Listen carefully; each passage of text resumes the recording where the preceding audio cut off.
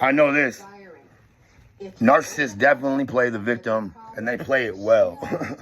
They play it well, especially female ones, because they have way easier time playing the victim than obviously male ones. But they play the victim role very, very well. Very well. Like they to a T.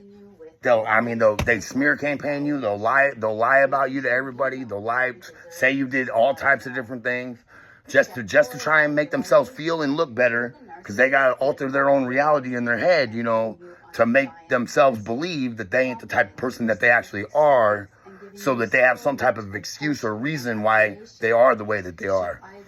So narcissists are very, very good at playing the victim, because they don't know any other way to live.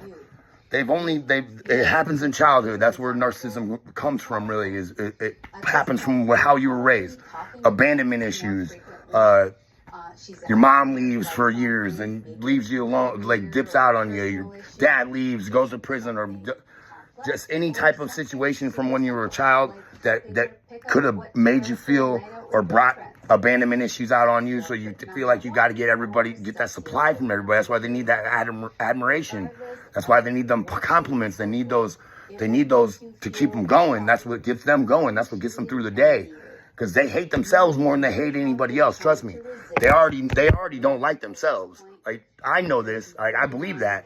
I believe the narcissists truly don't like themselves, even though they talk so high and mighty about themselves. Like, I knew a narcissist. She would definitely make some compliments or comments about how much like you couldn't criticize her in any way. If you did, she would make it seem like way worse than it was, and then she would make it seem like she would freak. Like, just that narcissistic rage can be real sometimes. Like, she would get overboard with it, and like, you can't do that. You just can't do that. They play the victim too good too. So they'll make it seem like you smacked them, threw them out the door, and kicked them in the ass on the way out too, just because they want to look like the victim and not look like the person who did the most wrong and definitely did you very bogus. They don't want nobody to know what they did to you, but they want everybody to know what you might have done to them, and probably ain't the truth.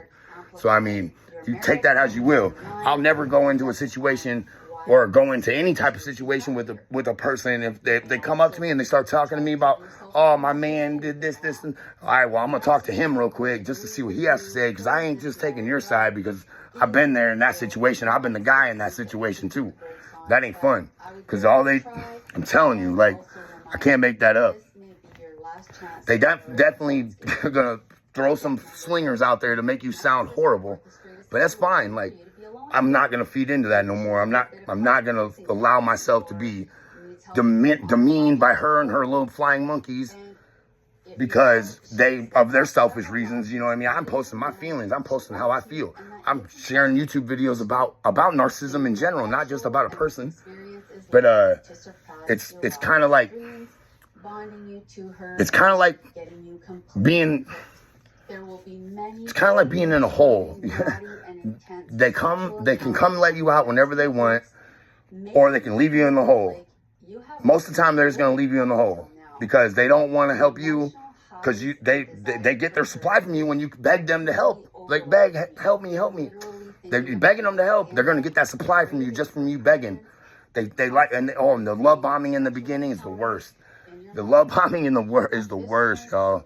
Like, man, my narcissist that I dealt with, I definitely never felt more loved in my life. Like, I definitely 100% trusted and believed every single thing she said to me after she made me feel so loved and cared about right away. Like, never felt like that before in my life. And it kind of backfired on me, obviously, because it wasn't real. It wasn't real in the first place. But so that love bombing is real, though. The way they manipulate you right from the get with the love bombing is them. You literally setting the seed for later. You know what I mean? When they start devaluing you and discarding you, they're setting that seed by that love bombing, making you feel unbelievable, just so they can want you to want that feeling again. But they're going to make it seem like it's all your fault, though. Like, everything's your fault. You blame yourself, and then you blame yourself, then you'll beat yourself up. And then they'll say things that you didn't say, and they'll say they said things that they didn't say either. Like, you remember that stuff. Like, start taking notes. Start writing shit down. Talk to Siri. Talk to a chat GPT. Talk right in your phone, like chat GPT. Bob, she said this, and this. I said this, and this. You just note it down. Just note it down so you got that evidence and you got that reminder to remind you that you definitely didn't say that, or you did say that, and she can't say. You got all the proof you need. For real, it's simple. I mean, just gotta be smarter than them. And it's not hard to be smarter than them. It's really not. But they are very, very sharp-witted people, though. So don't think that it's gonna be easy. For real. But have a good night, y'all.